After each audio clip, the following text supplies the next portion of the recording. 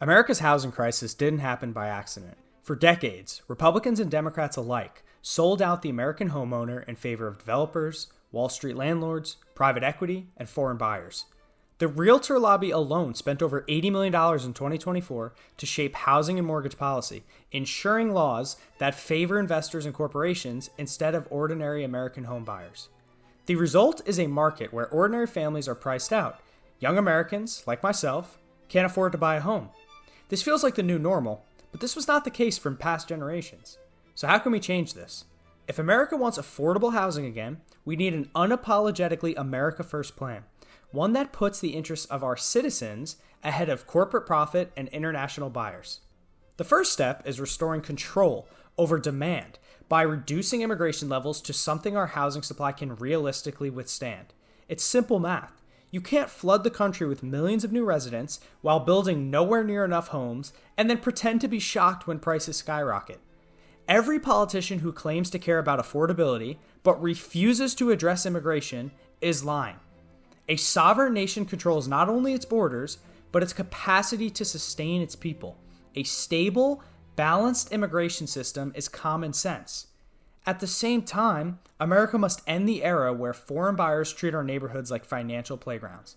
In no serious country can non-citizens buy up residential homes by the thousands, sit on them, and drive up prices for local residents. Yet in America, this happens every day because politicians are too afraid or too owned to stop it.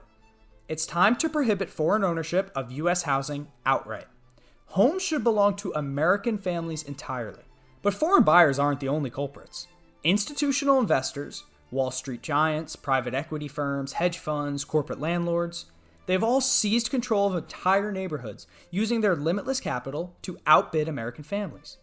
No regular homeowner with a job can compete with a corporation making all-cash offers on dozens of homes at a time. This is not a free market. It is a captured market and is destroying the American dream. The solution is clear. Ban institutional single-family home ownership. A home is not a stock. A neighborhood is not an asset class. And entire cities should never be owned by corporations. Another thing holding us back is tax policy. Tax policy should reflect an America First philosophy. We need to legislate vacancy taxes, annual penalties on homes left empty for long periods. These vacant units represent artificial scarcity, kept off the market to inflate prices. If someone wants to sit on a property for years without using it, they should pay. Vacancy taxes pressure investors to either sell or rent, which increases supply without building a single new structure. A progressive federal property tax, one that keeps rates low for owner-occupants while taxing investors and multi-property hoarders at higher levels, would shift incentives away from speculation and toward genuine home ownership.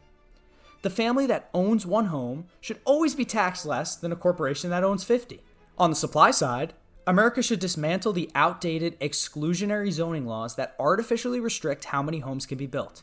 Ending single-family zoning nationwide is a necessary step. Allowing duplexes, triplexes, or small apartment buildings everywhere will unlock an enormous amount of affordable housing.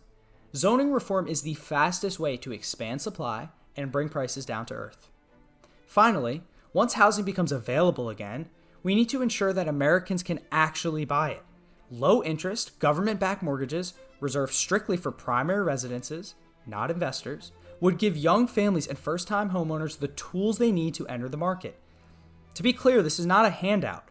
It's an investment in the American middle class, the backbone of the nation, while at the same time, the government can collect interest. In the end, the housing crisis reflects a deeper truth.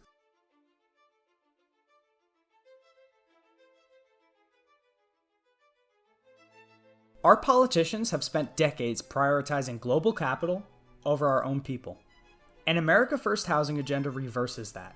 It puts homes back in the hands of families, restores affordability, and reclaims the American dream from the corporations and foreign interests that have hijacked it.